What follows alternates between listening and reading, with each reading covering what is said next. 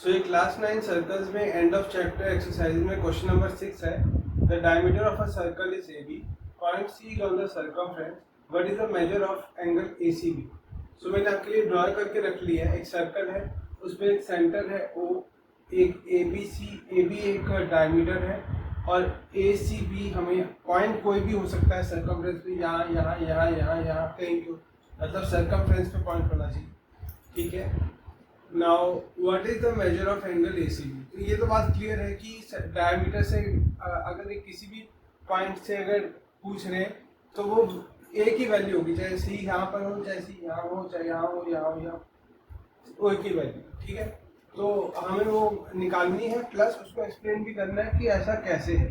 ठीक है, वो वैल्यू कैसे। तो बेसिकली एक थ्योरम है, लेकिन मैं बाद में बताऊंगा, पहले हम इसे निकालते हैं कि कैसे करना। ठीक है, तो ये AB हमारी डायमीटर है। आप इधर गिवन में स्टार्ट क्योंकि गिवन AB डायमीटर, ठीक है, पॉइंट C ऑन सर्कमफ्रेंस। ठीक है, ये हमारे पास गिवन है। अब हम करेंगे क्या कि ड्रॉ ए लाइन OC। सो हम एक OC बना देंगे, तो हमारे पास ट्रायंगल ABC तो बिग वाला है। OC से दो छोटे ट्रायंगल बन गए, AOC, ट्रायंगल AOC और ट्रायंगल BOC। ठीक है, तो सो वी हैव बिग और larger triangle ABC and smaller once. ठीक है, triangle AOC and triangle BOC। ठीक है, अब इन छोटों को हम थोड़ा सा देखते हैं कि हम उनको कैसे यूज कर सकते हैं ACB निकालने के लिए। तो इतना तो समझ आ गया, हमने जब इसको दो में डिवाइड किया तो एक ये एंगल बनता है एंगल ACO और एंगल BCO।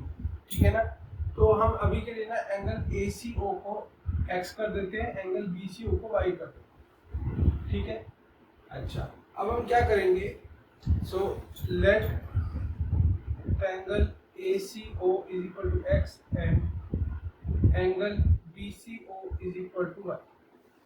ठीक है, ये बात क्लियर होगी। अब ये एंगल की बात।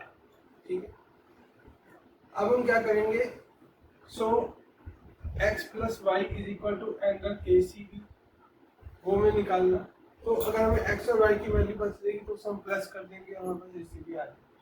ठीक है, अच्छा अब वो हम कैसे करेंगे, अब हम एक एक करके छोटा ट्रायंगल लेते हैं। Now in triangle ACO, OC and OA are equal since both are radius of the circle, hence OC is equal to O। ठीक है, तो OC और OA तो आपको पता है सेंटर से जो भी लाइन जाती है सर्कमफ्रेंस तक वो रेडियस बनता है। तो OC और OA और एक्चुअली में OB भी एक रेडियस है, तो ये तीनों वैल्यू इक्वल है। ठीक है, तो OC is equal to OA हो गया। सो आप देखो इस ट्रायंगल में दो वैल्यूज तो इक्वल ही होगी, दो जो साइड्स हैं इक्वल हो गई। तो any triangle which has two sides equal, तीन में से दो साइड्स इक्वल है तो उसे आइसोसेलेस ट्रायंगल कहते हैं।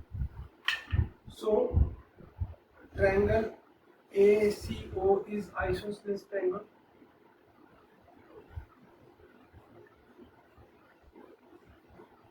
And in isosceles triangle,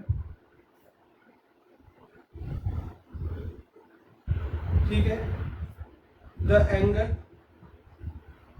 angles opposite to equal sides are equal to each other।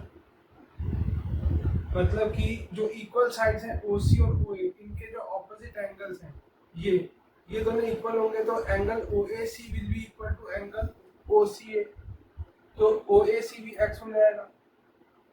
ठीक है, hence angle OAC is equal to angle OCA is equal to X। ठीक है, ये हमारी फर्स्ट आ गई equation. Similarly in triangle BCO, ठीक है, OC is equal to OB, bracket पे रेडियाई कर दो, hence it is also isosceles triangle, hence angle OCB is equal to angle OBC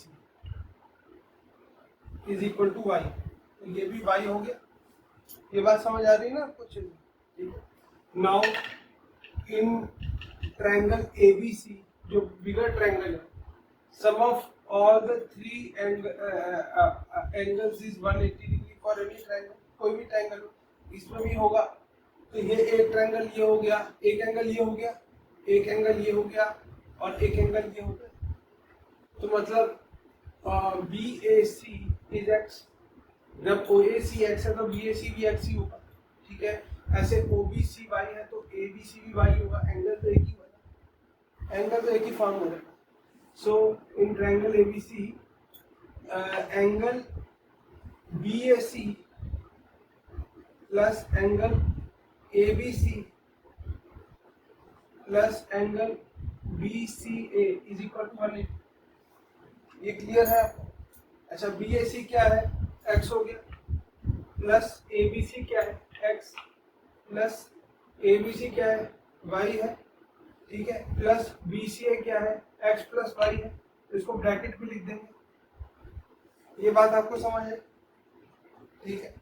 तो x plus Y plus x plus Y क्या हो गया? 2x plus 2y हो गया। So 2x plus 2y is equal to 180। 2 into X plus Y is equal to 180, ठीक है। x plus Y is equal to 90 हो गया, 180 बाई 2 हो गया, ये 2 नीचे आ गया।